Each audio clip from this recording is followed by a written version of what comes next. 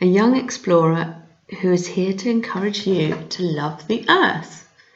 The great thing about humans like you and I and the 7.9 billion others on this blue planet is that we are smart, a super intelligent species. We are problem solvers, planet actioneers. When we work together, amazing things can be achieved, and quickly.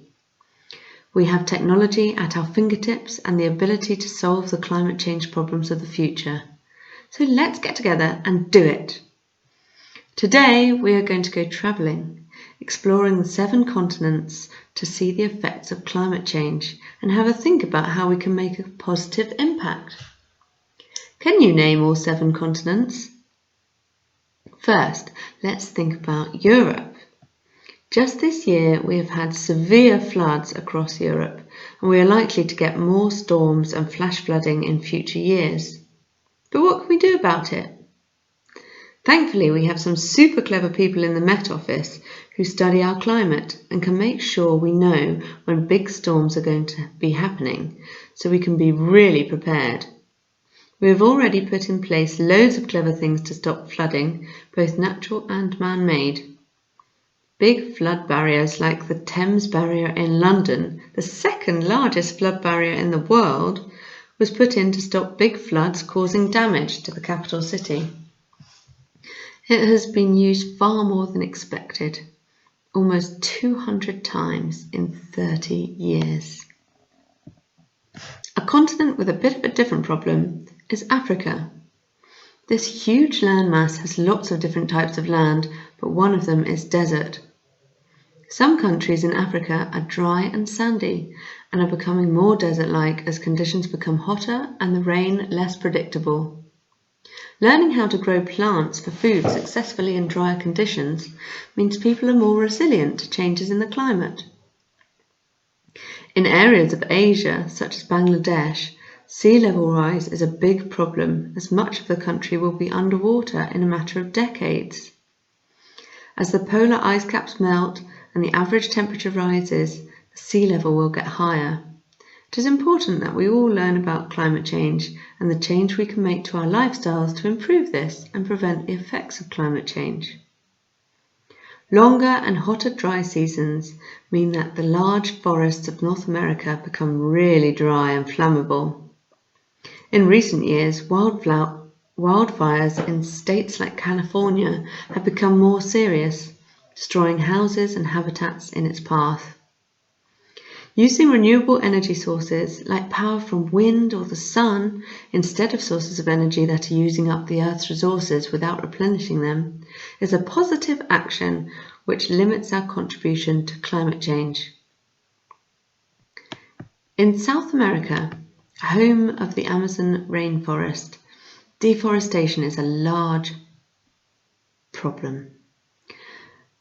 Not only is the rainforest an area of very high biodiversity, which means that loads of different plants and animals live there, we also rely on the trees for the oxygen we breathe.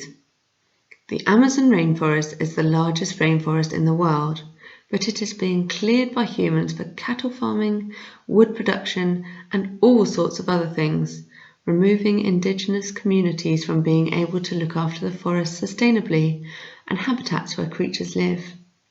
We need to support campaigns to protect the rainforest and make sure that we look carefully when buying our food to make sure that we are not buying products that are grown unsustainably in areas of the world with high biodiversity. A good way to start is to avoid things with palm oil in them. This will help you get to know what is in your food and where it comes from too. Australasia is another continent which includes Australia, New Zealand and some of the surrounding islands. Surrounded by beautiful oceans and marine wildlife, there is a really important marine habitat called the Great Barrier Reef. It is made of coral.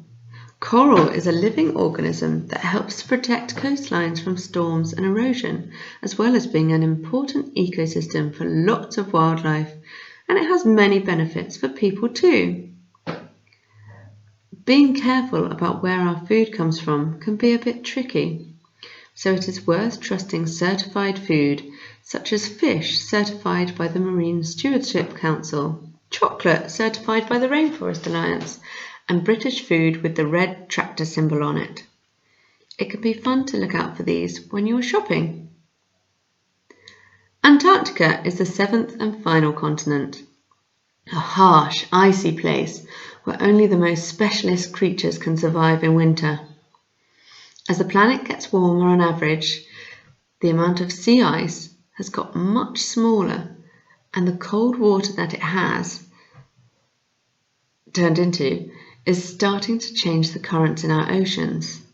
There is less permanent ice on the land too, and as this slides into the seas, it causes the sea level to rise and cause flooding. All of this has a knock-on effect on all sorts of systems around the Earth that make it such a good planet for us to live on. So even if we think Antarctica is a far away and mystical land, its health affects us all. Carbon dioxide is a gas that goes into the air when we do things like go on aeroplanes, drive cars, or use electricity from non-renewable sources. It's good to think about how we can live more lightly and use less carbon where we can. Doing things like walking or using public transport instead of going in a car or sharing a lift can have a really positive effect. Less traffic, less noise, less pollution, and not only does it make a difference to where we live, but also to places as far away as Antarctica. What a thought! So, I hope this has given you some things to think about. Remember, stay positive to take action for planet and people. Take one positive change at a time, and soon you'll be making a bigger difference than you ever thought you could. Keep up the good work! See you next time.